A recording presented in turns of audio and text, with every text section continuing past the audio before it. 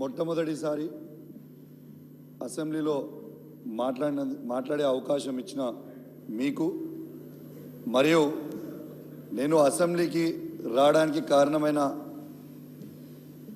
మా గౌరవ BRS party అధ్యక్షుడు కేసీఆర్ గారికి హుజరాబాద్ ప్రజలందరికీ కూడా నా ప్రత్యేకంగా ధన్యవాదాలు తెలియజేస్తా ఉన్నాను.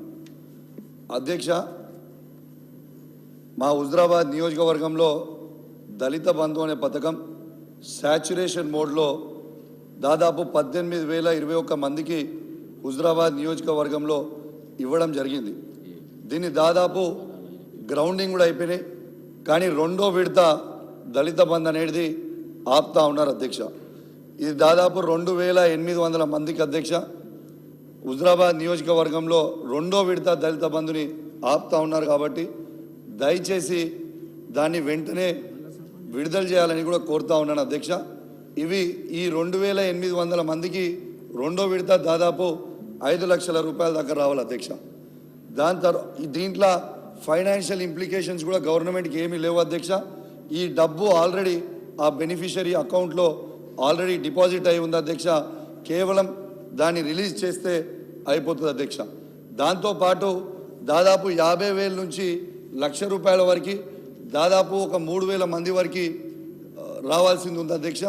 దయచేసి వాళ్ళందరిది కూడా వెంటనే విడుదల చేయాలని దయచేసి రిక్వెస్ట్ చేస్తూ ఉన్నాను అధ్యక్ష. ఎందుకంటే నిన్నగాక మొన్న ఈ రెండో విడత రాదేమో అని ఒక ఆందోళనతోని ఒక పేద దళితుడు శ్రీనివాస్ అని అమలా అని ఇద్దరు ఆత్మహత్య ప్రయత్నం చేశారు అధ్యక్ష. దయచేసి ఆ డబ్బు వాళ్ళ అకౌంట్లో ఉంది కాబట్టి దయచేసి అది వెంటనే విడుదల చేయాలి అధ్యక్ష. దళిత బంధు అనేది ఎంత గొప్ప స్కీమ్ అంటే అధ్యక్ష, ఇలా దాదాపు హుజరాబాద్ నియోజకవర్గంలో ఇలా దాదాపు 20,000 నుంచి దాదాపు 3 లక్షల రూపాయల వరకు కూడా సంపాదించుకుంటున్న దళితులు ఇవాళ హుజరాబాద్ నియోజకవర్గంలో ఆ పరిస్థితి ఉంది. కాబట్టి దయచేసి అది వెంటనే విడుదల చేయాలని మీ ద్వారా గౌరవ మంత్రి గారిని కోరుతా ఉన్నాను అధ్యక్ష. అదేవిధంగా అధ్యక్ష, హుజరాబాద్లో హాస్పిటల్లో 100 బెడెడ్ హాస్పిటల్లో ఐసీయూ కూడా మొత్తం అయిపోయి ఉంది అధ్యక్ష. దయచేసి దాన్ని కూడా వెంటనే ఓపెన్ చేపిస్తే సరిపోతుంది అధ్యక్ష. దీంట్లో ఫైనాన్షియల్ ఇంప్లికేషన్స్ కూడా ఏమీ లేవు, ఓపెన్ చేస్తే అయిపోతుంది అధ్యక్ష. ఇంకోటి అధ్యక్ష, ఈ చివరి ఆయకట్టుకి కమలాపూర్ మండలంలో మా శనిగరం, గోపాల్పూర్, మాదనపేట అని చివరి ఆయకట్టుకి ఉన్న ఊర్లకు కూడా రైతులు ఇబ్బంది పడుతూ ఉన్నారు. కాబట్టి ఆ నీళ్ళని కూడా చివరి ఆయకట్టుకి అందేలాగా మీరు కొంచెం దయచేసి అధికారులకి చెప్తే బాగుంటుందని కోరుకుంటా ఉన్నాను అధ్యక్ష.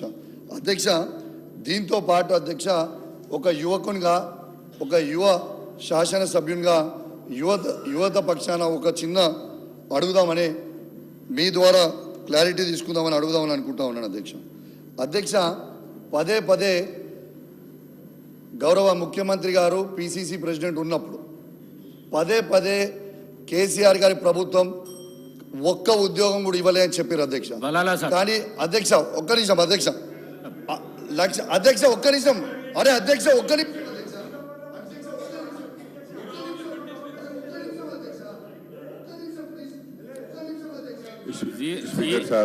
బలాల సాబ్ 1 మినిట్ బలాల సాబ్. 0 అవర్ల కాన్స్టిట్యున్సీకి సంబంధించిన సమస్య చెప్పండి. ప్రసంగాల కోసం 0 అవర్ కాదు ఇది. మాట్లాడు అధ్యక్ష. 1 మినిట్ ప్రతిదానికి లేవకండి మీరు దయచేసి. అధ్యక్ష, గౌరవ ఆ రోజు తెలంగాణ తొలి ముఖ్యమంత్రి అయిన కేసీఆర్ గారు 1,60,083 ఉద్యోగాలు ఇచ్చింది కూడా యావత్ తెలంగాణ ప్రజలకి, తెలంగాణ యువతకు కూడా ఈ అసెంబ్లీ ద్వారా తెలియజేస్తూ ఉన్నాను. మీరు పదే పదే ఉన్నప్పుడు మీరు జీతాలు వేస్తున్నాం ఫస్ట్ క్లాస్, సెకండ్, థర్డ్ అని చెప్తా ఉన్నారు అధ్యక్ష. మరి 1,60,083 మందికి మీరు జీతాలు వేస్తున్నారంటే ఈ ఉద్యోగాలు కేసీఆర్ ఇచ్చినట్టే కదా అధ్యక్ష. నిన్న కూడా మీరు ఇచ్చిన 15,750 ఉద్యోగాలు, ఆ ఉద్యోగాలు తెలంగాణ తొలి ముఖ్యమంత్రి అయిన కేసీఆర్ గారు ఇచ్చింది. మీరు పత్రాలు ఇచ్చినందుకు కూడా మా ప్రత్యేకంగా ధన్యవాదాలు అధ్యక్ష.